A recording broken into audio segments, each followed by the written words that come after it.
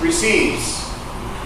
He who seeks finds, and to him who knocks, the door shall be opened. As an American, I look at our lives and sometimes realize just how difficult it is for us to be a Christian. We're not patient people. We look at what God calls us, what Christ calls us to do, and we have a hard time living up to that because we want everything now. We want the TV program that we want now. We want the money to pay the bills now. We want the new car now. Okay, maybe I have to wait till next payday, but that's only 2 weeks away. Everything we want is now. And so it's hard for us to be a Christian because we want the church to grow. When? Now. We want the money to be able to pay for everything. When? Now. It's difficult to wait. Having 3 teenage boys, and I think it goes with any kids, but especially with one of my boys right now. This child has a patience level of about a -3. What do you mean you have to think about it? It should already be on my plate before I ask. Can we go now? Why not? How about now? Because it's been 5 seconds now.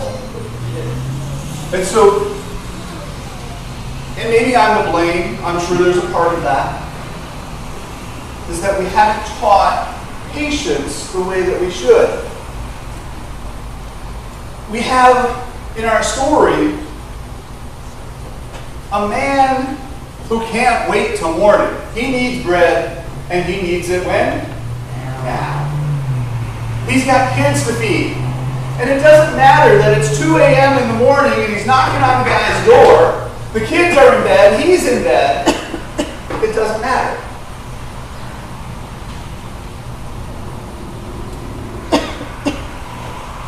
But then the question is why is he knocking at 2 in the morning? Why can't he wait another 4 or 5 hours to get the bread? Maybe his kids are starving. They haven't eaten in a week. Nobody can sleep because nobody has eaten. Brings that now to a different light, doesn't it? We want things now, but we just have to stay there. Or the burgers and hot dogs. But God is asking us for something different. Jesus tells us through this story, He's telling us something different. He says, you need to be persistent in your faith. When you come to God, you need to be persistent. But in order to be persistent, you also have to be patient. He says, ask, and you will receive. Knock, and the door will open. Seek, and you will find. Which is easy enough for us to accept until we actually try it. How many times have we asked for something to be greeted with silence? We've knocked on the door of a neighbor to be shunned away. We've looked for new possibilities, new directions, new ideas, new ways. We get channeled into what we know.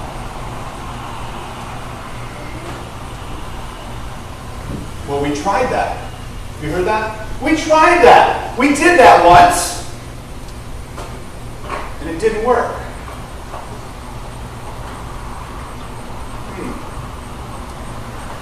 swung a bat once, and I missed. Would put the bat away.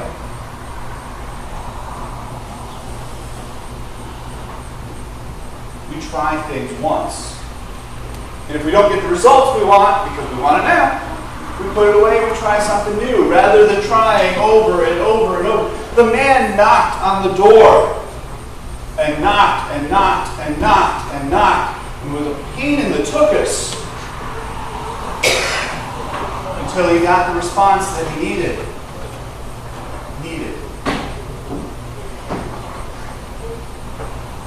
God asks us to be dependent upon Him. God asks us to come to Him. But God will give us what we need. Like I shared with the kids, God will give us what we need, but not necessarily on our time schedule. I was watching a video clip of Albert Pujols. He talked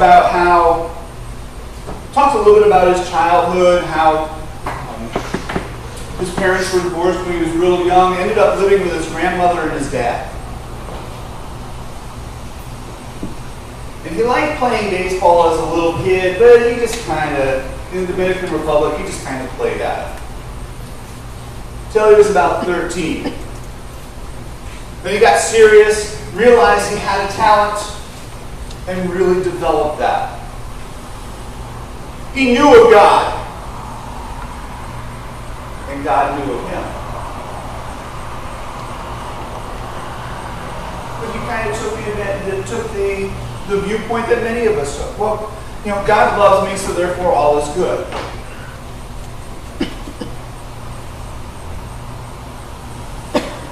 Eventually, he met his wife-to-be. She took him to church. The second time he went to church with her, he started asking questions. What's this about? I know of God, but what is this life that we're being called to? And so he started asking questions. And he got some answers. But they weren't to his satisfaction, so he asked more questions. He started to ask questions through reading. He started to ask questions of different people, of people he trusted, of ministers.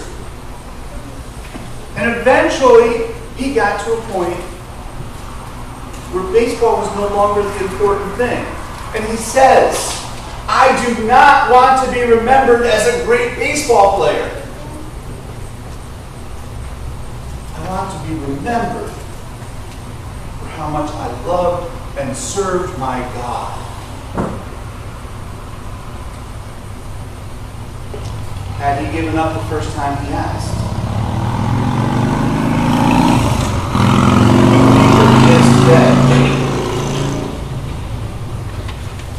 If you notice, all three of those things that Jesus says, ask, knock, seek, requires an action. God's waiting for us. God doesn't turn us away. When we ask, God is there. When we knock, God is there. When we look, God is there. But that's only step one. God will answer your question. God will open the door. God will help you find what you're looking for. Then you have to take the next step. You have to accept what he tells you. You need to walk through that door. He can open the door for you, and if you're still standing on the outside, it doesn't do any good. It requires an action from us. Two actions. First, to open the door, and second, for us to be able to follow into where he is leading us.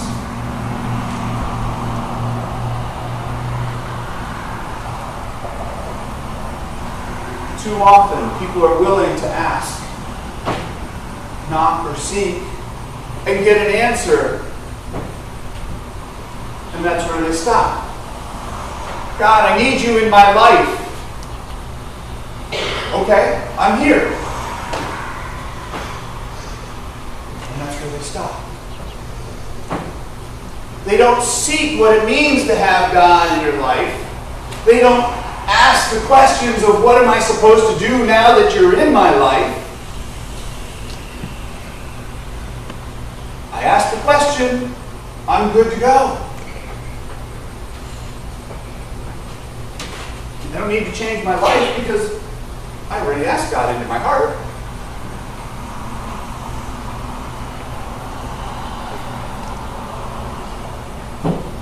As Americans, I find it often hard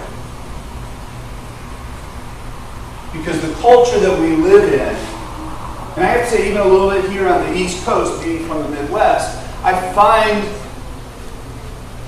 the hustle and the bustle, the way that we live our lives, counterintuitive to what God is asking for us. We're competitive.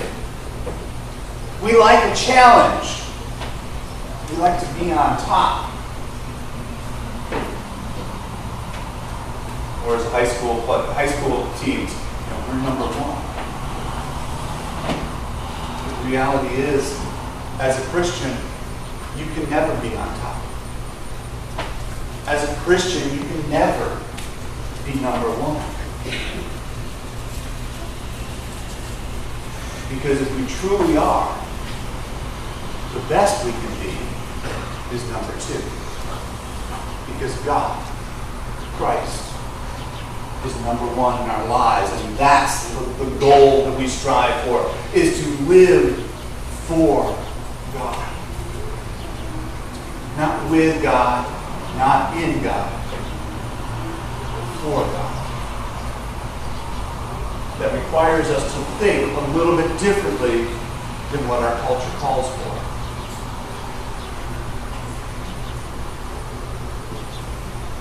And so today, I'm going to ask where you're at.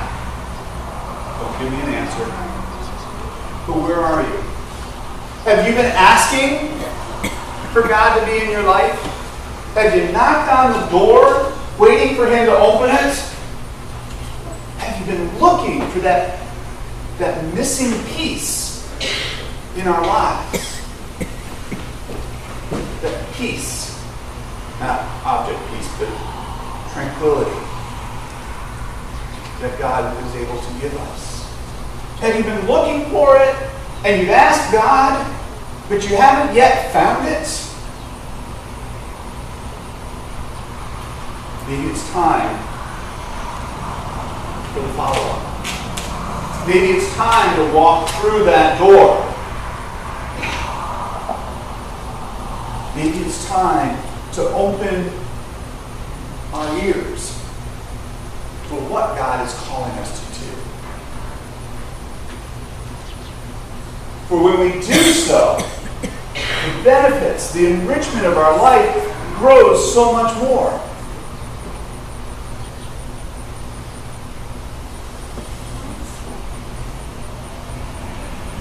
God is calling us.